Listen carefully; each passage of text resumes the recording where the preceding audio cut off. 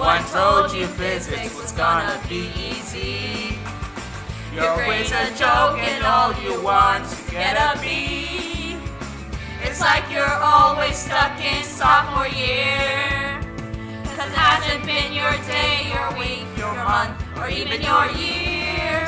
So we'll be there for you when the tears start to pour. We'll be there for you, cause we've been through it before. We'll be there for you when you don't know what to do.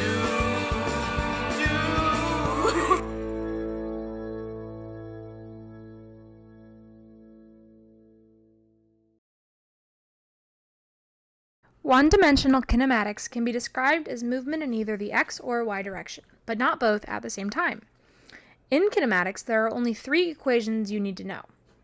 These equations use acceleration, velocity, time, and distance to predict values that occur in an object's motion. Here, we have a special guest demonstrating one-dimensional motion. As you can see, while he is moving slowly, his acceleration is in the negative direction, decreasing his velocity, eventually causing him to stop. This is one-dimensional motion in the x direction.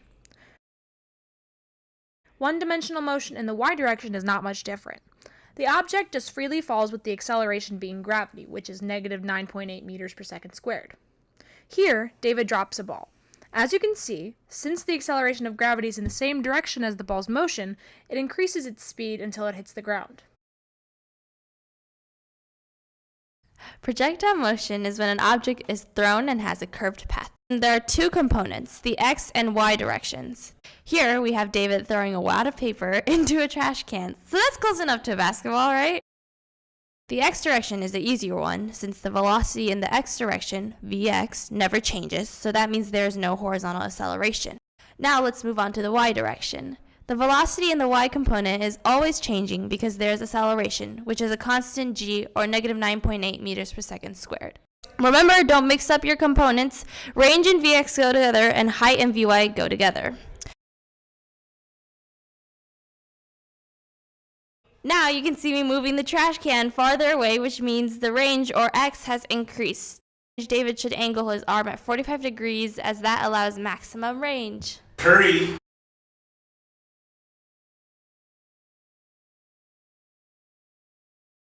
In most projectile motion problems, the only thing that connects the 2 components is time. So once you solve the time for one component, you can easily find all the information you need in the other.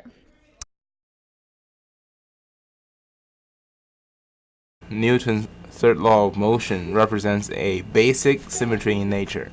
It states whenever one body exerts a force on a second body, the first body experiences a force that is equal in magnitude and opposite in direction. Here in the scene, Snore and I are jumping from the chair. As we land on the ground, we exert a force to the ground because of our weight and also the acceleration gained while in the air. The ground will exert the force back with the same magnitude on us. Notice that I landed on the ground with an angle, so only a portion of this net force will be force that the ground exerts back on me. That's how people prevent their knees from getting hurt while jumping. Whereas the kinematics field of physics explores the motion of objects, dynamics explains the reasons that lead to this motion, aka forces. In the previous episode, we learned about forces that cause motion, but there are also forces that try to oppose it. The most important one is friction. Friction is caused by the contact of 2 surfaces, and under its effect, the movement is held back. While it might seem like friction only makes things harder in life, it is important to give it the credit of allowing us not to slip when we walk, of cars being able to make it through bank curves successfully, and for keeping many objects still. Friction is directly proportional to the normal force of an object, making massive objects harder to move. The force of friction is equal to the coefficient of friction times the normal force. The coefficient of friction, always smaller than 1, is constant for an unchanged surface and can be either kinetic or static. The coefficient of kinetic friction is usually smaller than the one of static friction because it is harder to start the motion than to maintain it. If you were wondering why it is easier for objects to slide down a ramp than on a flat surface, here's the physics behind it. On a ramp, like this one, the force of gravity of the block can be broken down into 2 components. The vertical one, which is usually equal and opposite to the normal force, and the horizontal one, to which if we subtract the value of friction force, we get the net force that keeps the object moving. On a flat surface, unless a net horizontal force is applied, the object will remain at rest. Uniform circular motion is motion in a circle at constant speed and angular velocity, omega. When it goes in a counterclockwise direction, it is positive, while when it does in a clockwise direction, it is negative. When angular velocity increases, angular acceleration remains positive, while if it decreases, the alpha becomes negative. Everything you do takes work. Whether it's working out or lifting your books before class, every time you move something, work is involved. Work, represented with the variable W, describes how much force is exerted along a certain distance. It is shown through the equation W equals FD cosine theta. Here, the d cosine theta represents the distance the force, F, has been exerted along. The cosine function is there in case force was exerted at an angle. Here, Sonora is showing a great example of work. She lifts the dumbbell slowly over a distance, with the force being generally the same since the force of gravity is constant as well as the dumbbell's mass. Work is clearer to see in the second case, though, since there is not a lever arm movement, causing somewhat of a rotational motion. Energy is another important thing to know. In everything we do, similarly to work, energy is used, even when you don't think you're using it. Kinetic energy, represented through the equation Ke equals 1/2 mv squared, describes energy while moving. Here we have Sella running. Since Sella has mass and at this point has a velocity, she has kinetic energy. Potential energy of gravity is a little different. Represented through the equation Pe of g equals mgh, at any given height off the ground, your body will possess unused energy, waiting for your body to fall, hence having the acceleration due to gravity placed inside its equation. Sonora is hanging to show how this works. Since Sonora is off the ground and suspended somewhat in the air, she has potential energy of gravity. And if she were to let go of the bar, she would fall to the ground because of the force of gravity within this energy. Any moving object that has mass possesses momentum. In linear kinematics, momentum is P equals mv, which means momentum equals mass times velocity. When objects come to contact with each other by colliding in an isolated system, momentum is conserved. This means that the sum of momentums of the object before and after the collision is the same. Not all collisions look alike, though. Let's examine this case. Marissa and I are running toward each other, we collide, and then we bounce off. In a perfect scenario, both kinetic energy and momentum would be conserved in this system. In this other case, David and I are running toward each other, but his momentum is clearly bigger than mine since he is running faster and he's more massive. After the collision, we move in the same direction and the kinetic energy is lost, thus making the collision inelastic. The fact that we stick together, though, makes it perfectly inelastic.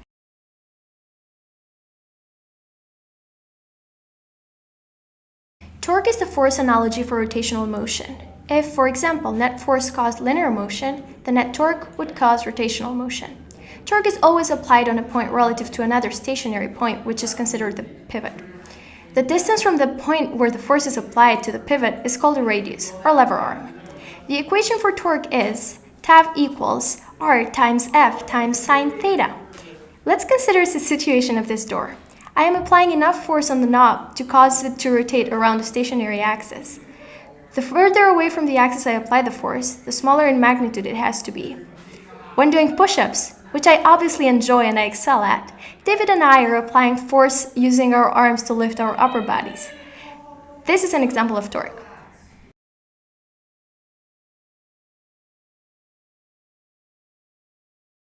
So right now we have a full bouncy ball, speed or yoga ball, whatever you want to call it, and we have half of it. So there's a difference. So this one slides translationally across the ground, and so this one would just have translational kinetic energy. So K equals half mv squared. And my ball over here spins around. It would have angular kinetic energy, so it would be half I omega squared. So the angular momentum equation is L equals I omega, which is angular momentum equals moment of inertia times angular velocity. So there's conservation when there's no external torque. So that means that when moment of inertia increases, the angular velocity decreases. And if the moment of inertia decreases, then the angular velocity increases. So we can use tap dancing as an example because I love tap dancing.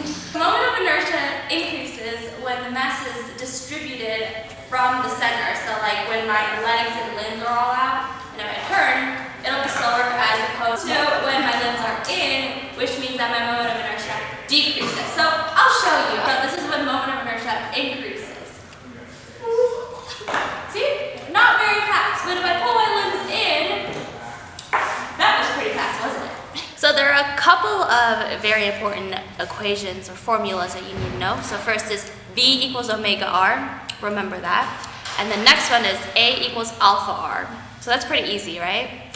For the other variables that you would need to know, so V is basically like omega in the rotational world. A is like alpha. X, which is distance, is like theta, the angle. Force is like torque. Mass is like moment of inertia. And momentum is like L, angular momentum. So here we have a spring, and at maximum displacement, if I stretch the spring a certain distance x, you would have maximum force over at this point. Also, maximum spring potential energy, since you're loading up that potential energy so that it can bounce up. And then you also have maximum acceleration because F equals ma. So if you have maximum force, then you have maximum acceleration. Fs equals negative kx. Since F and x have a direct relationship, so if x is at the maximum, then the spring force is also at the maximum. At maximum displacement, the velocity is momentarily at zero at this point. At zero displacement, when it's just resting here, the velocity and the kinetic energy, k equals half mv squared, are at the maximum, and spring potential energy, which is half kx squared, and force and acceleration are momentarily zero at zero displacement.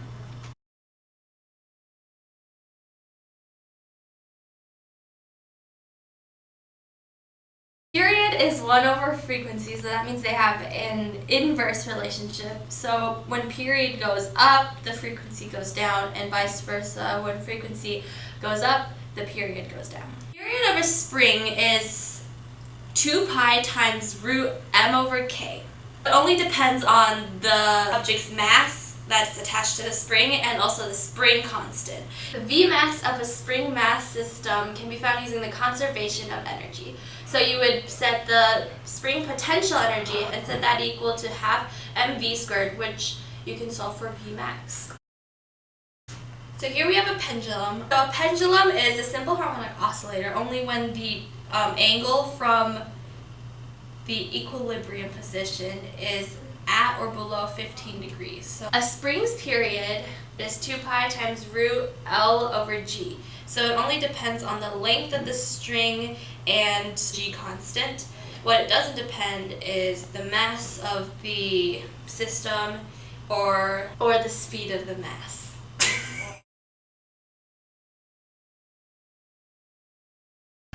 If you want to know about sound waves, it's really easy. Speed of wave over frequency is the ratio you need to get the right wavelength every single time, except when the source is moving. Doppler effect is more inclined. There are 2 types of tubes where sound has frequency, and they're open-closed tubes and closed-closed tubes, or open-open tubes. So, in an open-open tube, the fraction is over 2L, and when it's an open-closed, it's over 4L. And this is how you find your fundamental frequencies. In an open-open or a closed-closed tube, the number increments for your overtones and frequencies is 1, 2, 3, 4, all the way for infinity. But when you have an open-closed or a closed-open tube, it's only the odd numbers, so 1, 3, 5, 7, etc., etc. A beat frequency is the difference between 2 frequencies, so it's just the absolute value of F1 minus F2. The Doppler effect is when you have a moving source that is making noise, or the person who is hearing the noise is also moving. So you can have one or the other. So have you ever heard an ambulance and it makes the siren noise, but it sounds like at sometimes it's higher pitched and sometimes it's lower pitched? That's because of the Doppler effect. Because when an object's coming towards you, the frequency will be higher because the sound waves pile up. But when it's leaving, the frequency will be lower because all the sound waves are straggling behind it. So when there's a stationary observer and a moving source, the source being the source of the frequency, the sum of the speed of sound or the speed of the wave that the sound is creating will be in the denominator. Whereas when there is a moving observer and a stationary source, the sum of the speed of the waves is in the numerator.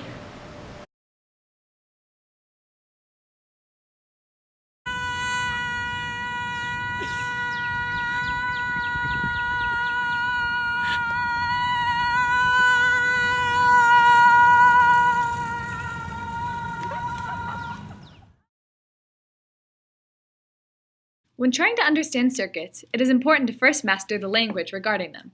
For example, power is the rate that energy is supplied by a source or dissipated by a device. The unit for power, represented by P, are watts, 1 joule divided by 1 second. Current is the rate at which charge flows. The units for current, represented by I, are amperes, amps, which is 1 coulomb over 1 second. Resistance, represented by R, is the electric property that impedes current. Its units are ohms, which is 1 volt over 1 ampere. Voltage, represented by V, which some call potential difference, put simply is the energy per unit charge. Its units are volts, which is 1 joule over 1 coulomb. Ohm's law is when the electric current is proportional to the voltage and inversely proportional to the resistance. Voltage is the cause, current is the effect. Based on these terms, a list of equations emerges. All circuits start with a power source, which is shown by a large horizontal line. The labeled squiggles represent the resistors. Resistors can either be in series or in parallel.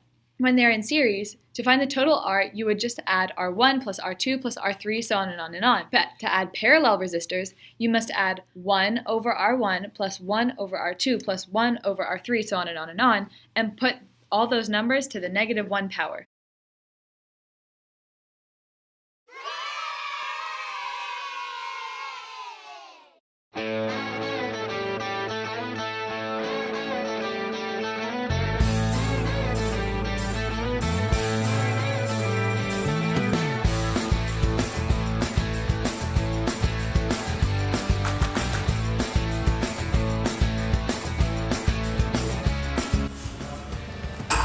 Ow! My hand hurts. Where the change in the velocity of the source is in the numerator for when the source is moving, and in, wait, no, I lied. That's not true at all.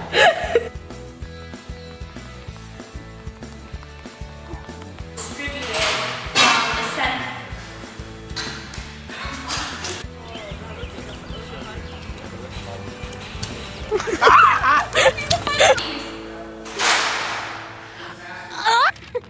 This is how to do the Donald Duck.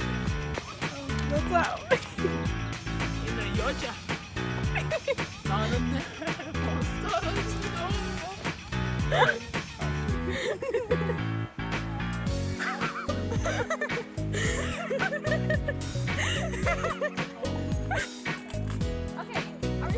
Okay. Stop. I said, okay, do it your fancy way.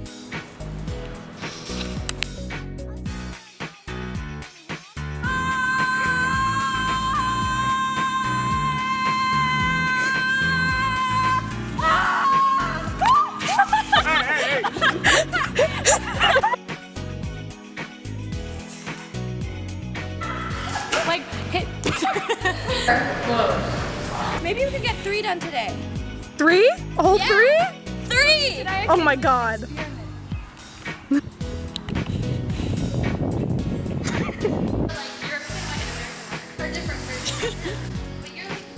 Perfect.